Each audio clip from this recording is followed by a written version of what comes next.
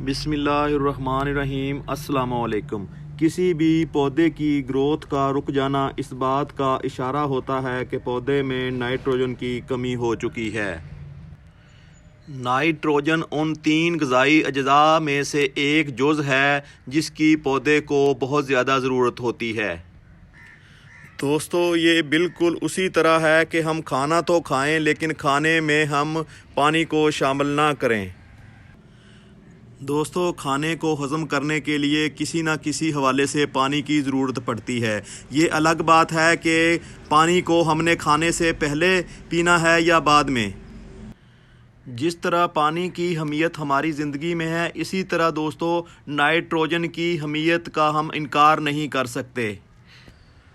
दोस्तों, नाइट्रोजन खाद हमें मिलती है अपना गोबर की फ्री में मिलने वाली खाद से। गोबर की खाद में 3 बुनियादी एलिमेंट मौजूद होते हैं जो पौधे की ज़रूरत होती है। नाइट्रोजन, पोटाशियम और कैल्शियम भारी मकदार में पौधे की ज़रूरत के मुताबिक गोबर की खाद में मौजूद होते हैं। गोबर की खाद दोस्तों प्योर ऑर्गेनिक है और फ्री में मिलने वाली खाद होती है।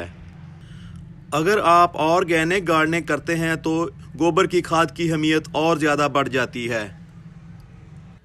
दोस्तों, देसी खाद की जब जब बात होगी, सबसे पहले जिस तरफ हमारी तवज्जो जाती है वो है दोस्तों गोबर की खाद। गोबर की खाद को आप मुख्तलिफ़ तरीक़ों से अपने पौधों में इस्तेमाल कर सकते हैं। आज हम गोबर की खाद का लिक्विड फर्टिलाइज़र बना के अपने इन प्याज के पौधों को देंगे, क्योंकि हमारे प्याज के पौधों की ग्रोथ एक तरह से रुकी हुई है।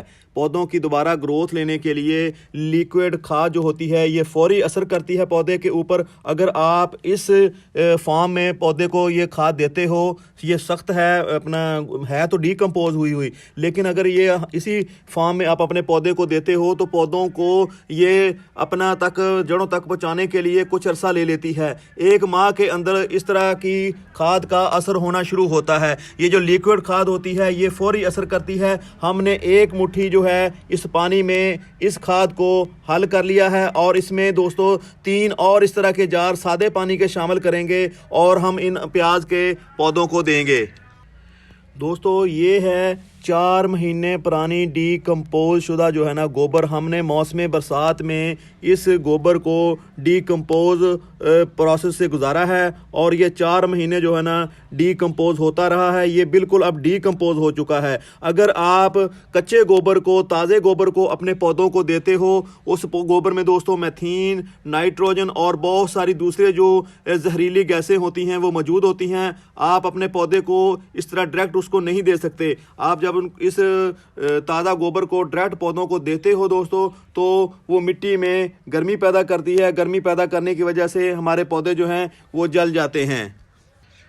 जब हम अपने जानवरों को कोई चारा डालते हैं तो चारे में मौजूद दूसरी चीज़ें जो पेट में जानवरों के हल नहीं होती, वो गलती नहीं है दोस्तों, वो डायरेक्ट गोबर के साथ वो जानवर जब फुजला करता है तो बाहर आ जाती हैं। तो वो बाहर जो पड़ी भी इतनी जल्दी डीकम्पोज नहीं होती। उनको ऐसे प्रोसेस से गुजारना पड़ता है कि तकरीबन 3 से 4 माह लग जाते हैं उसको डीकम्पोज करने के लिए। अगर आप उनको ऐसे ही उस गोबर को अपने पौधों को देते हो तो हमारे पौधों का नुकसान हो जाता है, क्योंकि उसमें नाइट्रोजन, मैथीन गैस और दूसरे बहुत सारी चीज़ें होती हैं जो जानवर के पेट में नहीं गलती, तो वो बाहर आके उनको डीकम्पोज करना पड़ता है।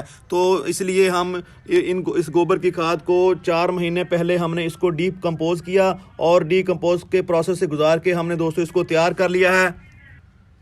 दोस्तों, गोबर की खाद में ग़िज़ाई अज्जा तो मौजूद ही होते हैं, लेकिन इस गोबर की खाद का सबसे बड़ा फ़ायदा ये होता है कि ये पानी को होल्ड रखती है। और दूसरा इसका सबसे बड़ा फ़ायदा ये होता है कि ये मिट्टी को फर्टाइल करती है। इसमें ऐसे बैक्टीरिया होते हैं, जब हम इसको मिट्टी में मिलाते हैं तो बैक्टीरिया बहुत तेज़ी से जो ग्रोथ करते हैं, तो वही बैक्टीरिया जो होते हैं हमारी मिट्टी को फर्टाइल करते हैं। 2 फ़ायदे जिसका आम तौर पर हम जिक्र नहीं करते, जैसा कि मैंने आपको कहा कि एक तो दोस्तों ये मिट्टी को भुरभुरा बनाती है और दूसरा इसमें ऐसी सलाहियत होती है कि ये पानी को होल्ड रखने की सलाहियत इसमें मौजूद होती है। जब आप पानी देते हो, गर्मियों में ख़ास तौर पे पानी जल्दी खुश्क हो जाता है, तो ये पानी को काफ़ी देर तक होल्ड रखती है, जिससे हमारे पौधों को पानी की कमी महसूस नहीं होती। दोस्तों, जब भी आप लिक्विड फर्टिलाइज़र अपने पौधों को बना के देना चाहते हों तो आपने लिक्विड फर्टिलाइज़र को डायरेक्ट नहीं देना। आपने इसमें प्लेन वाटर लाजमी शामिल करना है, चाहे वो जो लिक्विड फर्टिलाइज़र है फुली डीकम्पोज गोबर से ही क्यों ना बनाया गया हो, क्योंकि जब आप लिक्विड फर्टिलाइज़र पौधों को देते हो तो इसका फौरी असर होता है, इससे पौधे जो है ना बाज़ औक़ात जल जाते हैं। इसलिए आपने अगर इस तरह का एक मग तैयार किया है तो आपने मज़ीद 3 मग जो है ना इस तरह के सादे पानी के उसमें शामिल करने हैं ताकि हमारे पौधों को नुकसान ना हो। प्याज को हम इसलिए इस लिक्विड फर्टिलाइज़र को दे रहे हैं क्योंकि प्याज की ग्रोथ को बढ़ाना इस वक्त ज़रूरी हो जाता है, क्योंकि पीछे जो टाइम बचा है प्याज की हार्वेस्टिंग करने का वो बहुत ही थोड़ा है। और जब इसकी ग्रोथ अच्छी होगी तो इसके नीचे बनने वाला फ्रूट भी बड़ा आएगा। तो इससे सबसे पहले इसकी ग्रोथ बढ़ाना होगी। ग्रोथ अच्छी आने के ऊपर ही दोस्तों इसके ऊपर फ्रूट बनता है। इसके जितने पत्ते बड़े होंगे, इनकी पत्तों की ग्रोथ ज़्यादा होगी तो और नीचे प्याज भी उतना ही मज़बूत बनेगा। तो अब हम आपको बताते हैं कि इसको किस तरह अपने प्याज को आप दे सकते हो।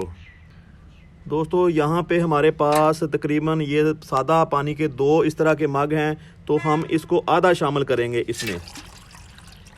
तो ये अपने पौधों को हम देते हैं।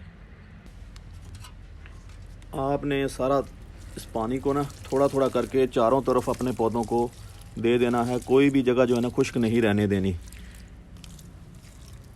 तो ये हमारे पास बड़े वाले प्याज हैं, इनको भी थोड़ा थोड़ा करके हम इसमें डाल देते हैं। दोस्तों, आप इस अमल को 15 दिन के अंदर दोबारा दोहरा सकते हो। अगर आपके पौधों की ग्रोथ नहीं दोबारा डेवलप हुई तो आप इस अमल को 15 दिन के बाद दोबारा कर सकते हो। दोस्तों, अगर आप मेरी वीडियो पूरी देख रहे हो, उसको पूरा देखते हो तो प्लीज़ मैं आपसे रिक्वेस्ट करूंगा कि आप ये जो लाइक वाला बटन होता है इसको प्लीज़ प्रेस कर दें ताकि हमें जो है ना इसका थोड़ा सा फ़ायदा हो सके। और दूसरी बात ये है कि जब आप वीडियो पूरी देखते हो तो इसका यूट्यूब के जो सिस्टम होता है उसके बहुत ऊपर जो है ना अच्छा पॉजिटिव इम्प्रेशन जाता है। तो प्लीज़ आप लाइक कर दिया करें और वीडियो को पूरा देखने की कोशिश किया करें। जज़ाकल्लाह। अस्सलामु अलैकुम वरहमतुल्लाहि वबरकातुहू।